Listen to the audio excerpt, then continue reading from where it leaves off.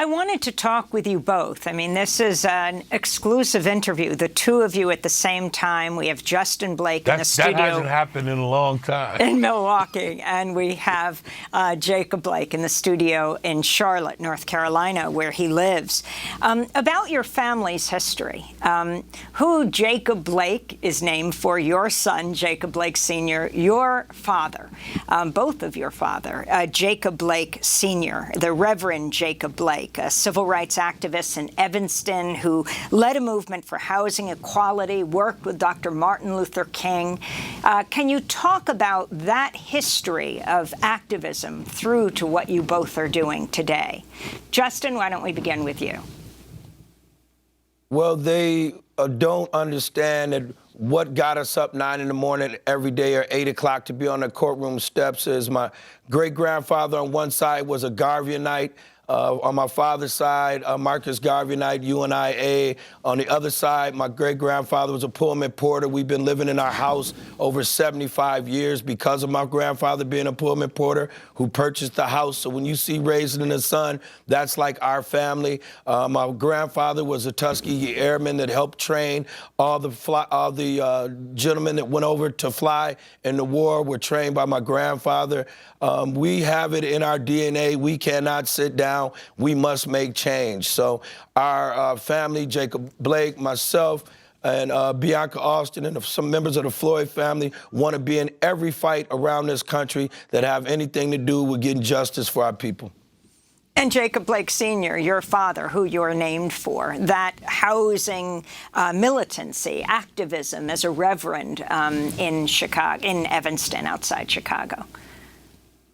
Well, my father was definitely, he marched from Selma to Montgomery, across the Edmund Pettus Bridge. He helped found Breadbasket with Jesse in Chicago. My great-grandfather, as my brother stated, was a Garveyite. My other great-grandfather, not a porter, my great-grandfather was one of the first black Pullman conductors. So understanding that civil rights flows in our blood, it was only God that chose this to happen to my son.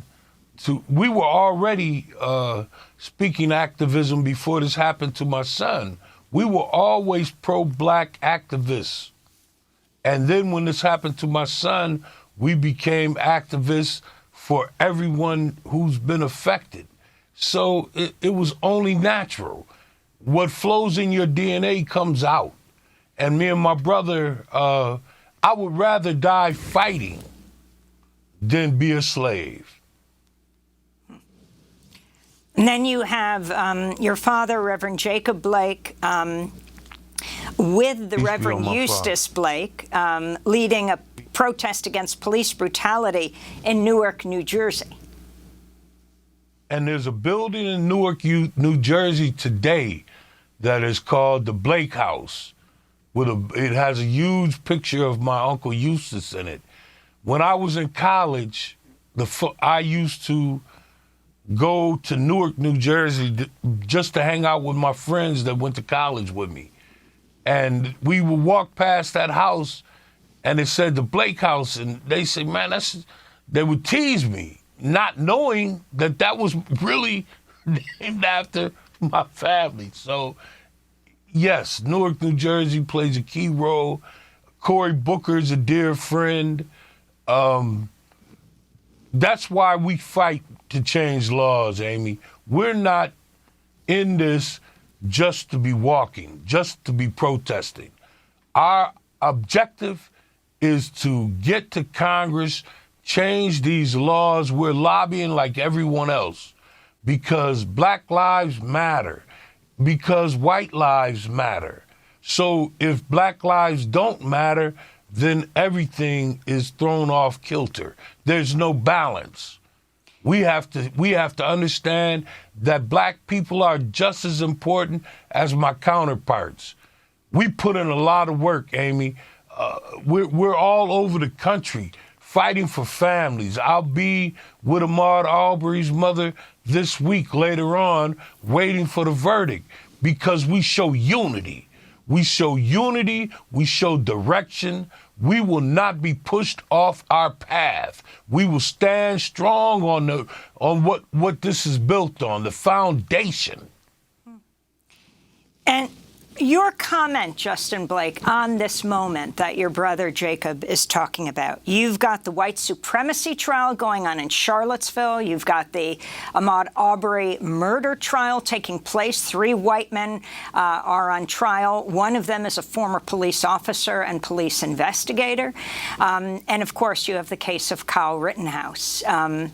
Your thoughts at this key moment in time? Well, it's time for us all to forge on.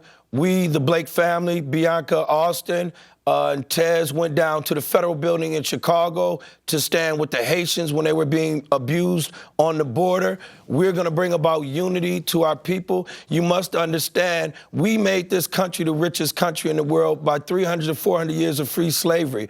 If anybody deserves to vote, we deserve to vote. If anybody deserves civil rights and liberties, we deserve those civil rights and liberties. So we're going to unite the Nigerians, the Ghanaians, the African Americans, the Jamaicans, the Belizeans, and the Haitians all in one.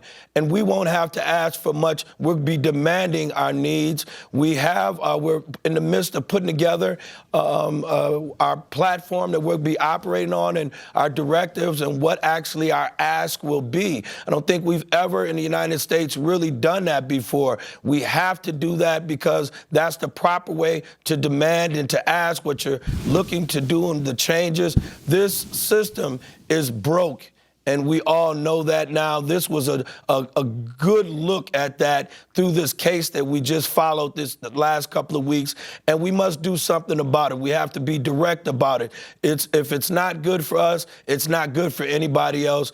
And when the African American community is doing well, that city must be doing well, the county must be doing well, the state and the nation. So there doesn't have to be a win-loss scenario. We want to develop and let people know there can be a win-win scenario where we as the African American community do well. Where has the money been? Why does it always go to downtowns and not to the south side and to the west side of Chicago? Chicago, west side and south side looks like it did in '79. It's appalling. We cannot continue to do this. We deserve the resources that every other community gets. We pay the same taxes and we deserve the same treatment. Well, I want to thank you both for being with us. Justin Blake joining us from Milwaukee and Jacob Blake joining us from Charlotte, North Carolina, the father and uncle of Jacob Blake, the young black man shot by Kenosha police, sparking protests throughout Kenosha. I want to thank you so much for spending this time.